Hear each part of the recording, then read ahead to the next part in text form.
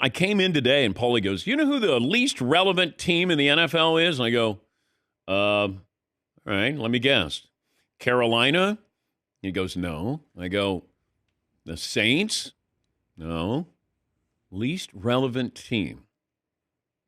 The Dallas Cowboys are the least relevant team in the NFL. Okay. Explain that. Okay.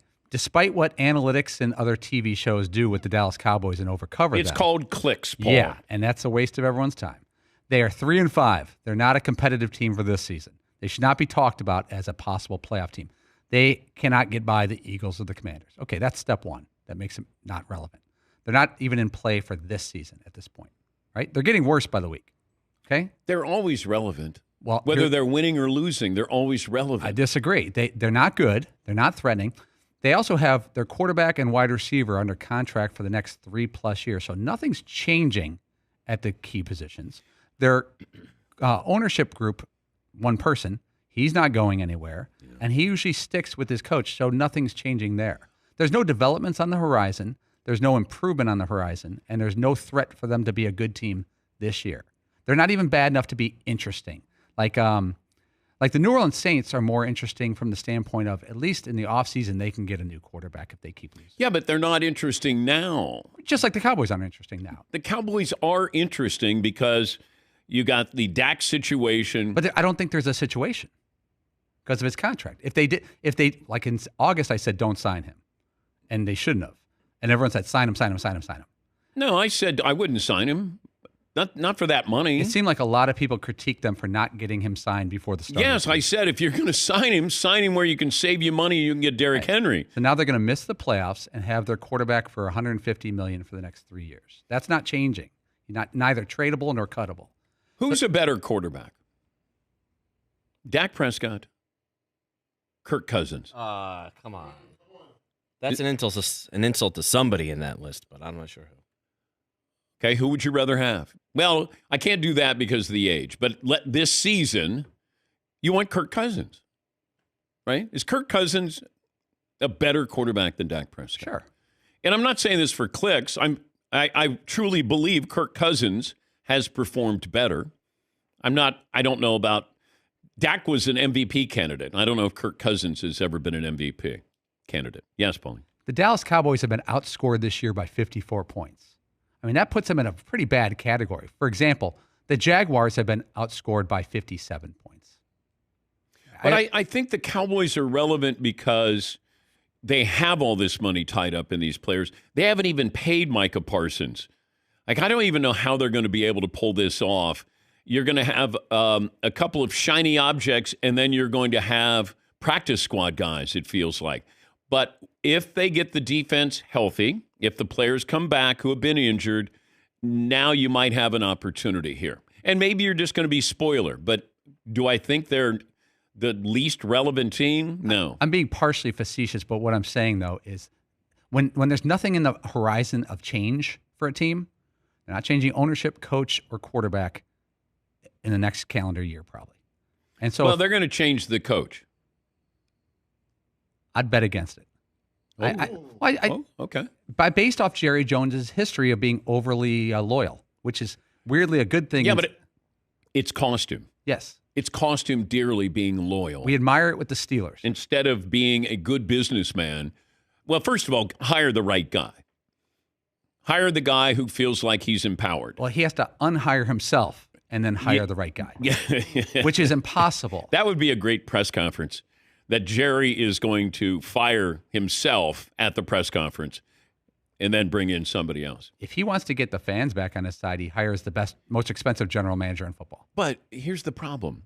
Those fans are so loyal. They're like Shea and Irving. They're locked in. They have no place to go. You're in a restaurant. You're in a town with one restaurant if you're a Cowboys fan. There's no changing where you're going. Well, they've added some things to the menu. They should have taken some things away from the menu. Well, they've committed to their menu for the next 5 years. Let's put it that way. At least 3. Yes. Yeah. And I would. But people see, the thing is Duke basketball is always relevant. But they don't. They rarely stink. But if they do, then there's a portion of America who hates that. That they love that. The Yankees always going to be relevant, good or bad. They're relevant. They're Notre Dame football, good or bad. They're relevant. There's just certain teams that's you either root for them or against them. I guess what I'm saying is their coverage, and this is as obvious as it gets, their coverage does not at anywhere match their relevancy. I'm right there with you. It's like the Lakers. They get more coverage than anybody else. But, the Lakers, say what you want about the bubble, in the past 5 years, they have a title. I mean, they got to the highest of heights in the past 5 years. The Cowboys, their last Super Bowl appearance is the last one they won. Was that 29 years ago? 30 years ago? 95, 96? Yeah. Okay, yeah. That's there's people in this building who weren't alive when they were in the Super Bowl. A number of them. The Lakers have won in the past 20 years 3 titles, maybe, right? I think that sounds right. Okay. So that's what I'm saying is that they're so far from being actually relevant in football things, it doesn't match the coverage. But the reason why the coverage is what it is because of the fan bases here. The coverage is skewed to let's only talk about the biggest fan bases. Therefore, when you're clicking through and you see First Take or Get Up or any of these other shows, and the topic bar has to do with Cowboys, chances are you'll click on that.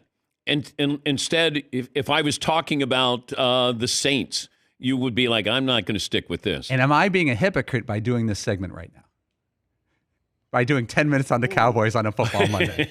Am I being a hypocrite to exactly my point? It is awkward when, and this would be our second segment in as many weeks, of talking about the over coverage of a team that doesn't deserve the coverage. So right. You're talking about the coverage. Yes, I'm discussing right. the coverage, not the team. By discussing the team's irrelevancy, I'm critiquing the coverage. But you have to critique the coverage. Yes. To then, you're talking about, is this team relevant? Cowboys are relevant, but, this is a default topic. All else fails, there's certainly 3 or 4 topics you can talk about every single day. Doesn't matter. I don't understand. Because of the fan bases. The Pittsburgh Steelers seem to have a large fan base. I think that's very fair. Mm-hmm. They're not getting enough coverage. It's 6-2 with 2 decent quarterbacks. But there's nothing. What's interesting? I think their quarterback situation is fascinating. But it's Russ. If Russ didn't play well, now it's interesting. Mike Tomlin doesn't give you anything. I think everyone expected Russ to play poorly, and him playing above average, like B-level football, is not interesting because it doesn't match the desire for him to fail. Why aren't the Eagles talked about more? Because they just righted the ship. Well, okay, then why aren't we talking about that? Yeah. And you got a coach who was on the hot seat. Quarterback didn't get along with him. Expectations were really high, and then all of a sudden they weren't. And now they're winning, and they feel like they're like the second best team in the NFC right now. Yes, Marv. Going back to the Steelers, I think the thing is they're not polarizing like the Cowboys are. There's nobody that really says, like Gus doesn't say when Pittsburgh loses, America wins. Yeah. But that polarization is forced. Dak Prescott's not that interesting of a guy. He seems like a nice person. But the reason why the Cowboys are polarizing is because they're overcovered. Yeah, great. And then you're like, oh, God, Duke is overcovered. Nobody, well, I shouldn't say nobody. People don't hate the Cowboys. They transfer the hatred of the overcoverage to hating the team.